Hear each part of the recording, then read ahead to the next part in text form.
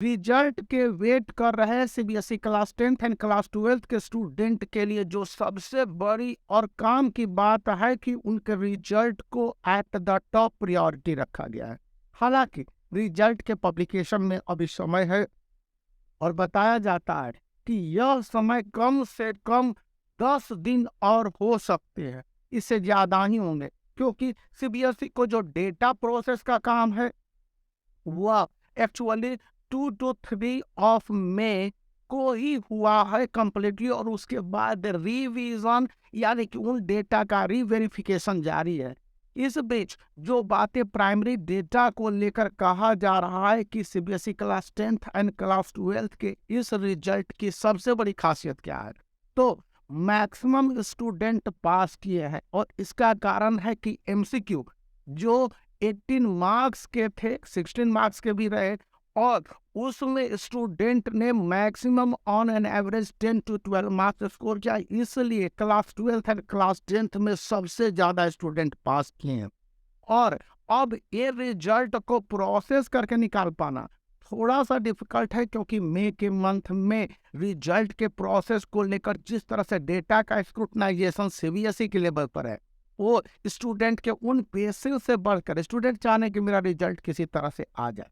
अच्छी बात है, रिजल्ट आने चाहिए, लेकिन लेटेस्ट अपडेट कहता है कि सीबीएसई के कई सारे फंक्शनैलिटीज है जो इनसाइड मतलब कि वो अपने लेवल पर करती है, जैसे कि डेटा का रीवेरिफिकेशन हो गया। स्टूडेंट किसी के मार्क्स 5 मार्क्स से 10 मार्क्स ज़्यादा आ जाए, सीबीएसई को इस बात की कोई चिंता ना होती है, लेकिन सीबीएसई की चिंता इस बात की होती है कि किसी एक स्टूडेंट के मार्क्स कम नहीं आए, क्योंकि इसमें किरकिर यानी बेइज्जती सीबीएसई की नहीं होती है, पूरे उस एग्जामिनेशन प्रोसेस की होती है। जब चैलेंज होता है, री-चैलेंज होता है, रीवेरिफिकेशन होता है, पीडीएफ भेजे जाते हैं, और सीबीएसई का कोई एक तरह से ऑर्गन नहीं है कि वो ये सब काम को करे। इसके लिए टीचर हायर किए जाते हैं, एग्जामिनर को बुलाए जाते हैं, और वे तमाम एग्जामिनर इस तरह से सोफिस्टिकेटेड नहीं होते हैं, उनको एक नए पैटर्न के हिसाब से कहा जाता है। इसलिए सीबीएसई ने class 12th and class 10th के पासिंग परसेंट को भी फ्लैक्सिबल 2023 में बनाया।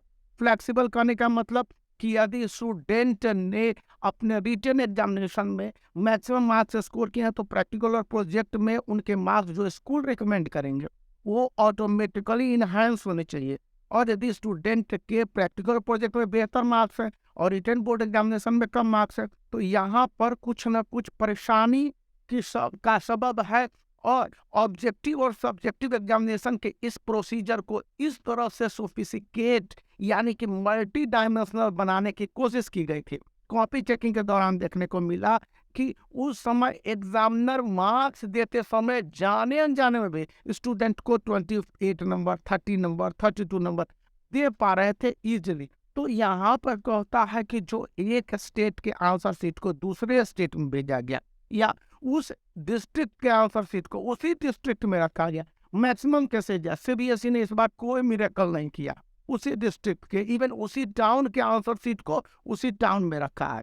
तो भी इतनी आसान प्रोसेस के बावजूद जो डेटा के एसिमिलेशन और रिकन्फर्मेशन है, इसमें कम से कम 5 से 10 डेज लगेंगे, कम से कम 5 डेज, यदि पूरा सिस्टम 100% डेडिकेट होकर काम करे। और अगर ये सिस्टम साधारण वे में काम करता है तो 10 to 15 डेज, यानी कि रिजल्ट 15th मई के बाद ही आने की गुंजाइश बनती है। और रिजल्ट डे डिले होने के पीछे एक बहुत बड़ी बात है कि सीबीएसई नहीं चाहती है किसी को फेल करना, और ऐसे स्टूडेंट भी हैं जो कॉपी खाली छोड़ के आते हैं, ऐसे स्टूडेंट भी है जिन्होंने कॉपी को आधा लिख के आया हुआ है, ऐसे स्टूडेंट भी है जिन्होंने की कॉपी को इस तरह से प्रेजेंट किया हुआ है कि एग्जामिनर उसको पढ़ नहीं पाया है और उसको रिडंडेंट यानी कि उन ऐसे स्टूडेंट के आंसर सीट को समझ पाना मुश्किल हो गया, और उनके रिजल्ट है प्रोसीडिंग पेंडिंग हो जाएंगे। इन सब से बचने के लिए सीबीएसई और उनकी जो कमेटी होती है, टीम होती है, वह भी वर्क करती है। केवल डेटा पर प्रोसेस करना और रिजल्ट निकाल देना होता तो अभी तक कॉपी चेकिंग हो गए थे 23 अप्रैल तक लॉजिकली, और उसके बाद डेटा भेज दिए गए के काम हो गए, तो वो तो 1 वीक का हो जाता। लेकिन सीबीएसई कम से कम 3 वीक लेती है। सभी तरह के कंफर्मेशन, रीकन्फर्मेशन, रीचेकिंग भी करती है। इतना आसान नहीं होता है कि ऐसे ही कॉपी की चेकिंग हो गई और एग्जामिनर पर ब्लाइंडली फेथ कर दिया। सीबीएसई भी जानती है कि हमारे जो एफिलिएटेड स्कूल है, वहाँ पर काम करने वाले टीचर हैं, अधिकतर नॉन बीएड है। कहने को बीएड है कागज पर, लेकिन नॉन बीएड है। और कैसे कैसे टीचर होते हैं कि 10th की कॉपी को क्लास 12th में चेक करते हैं। तो ये सारी गड़बड़ियों को समझता है और बहुत सारे एग्जामिनर अपनी कॉपी को चेक कराने के लिए ऐसे ऐसे एग्जाम मतलब कि इवैल्यूएटर को मान लेते हैं। लेकिन यहाँ पर सीबीएसई की जिम्मेवारी बहुत बड़ी है और वही कारण है कि रिजल्ट जो अभी तक 4th और 5th में तक आ जाना चाहिए था, प्रेडिक्शन था ना कि लास्ट वीक ऑफ अप्रैल से लेकर फर्स्ट वीक ऑफ में, वो 3rd से 4th वीक ऑफ में चला जाएगा। और इसमें कोई नया नहीं है, ऐसा ही होता है।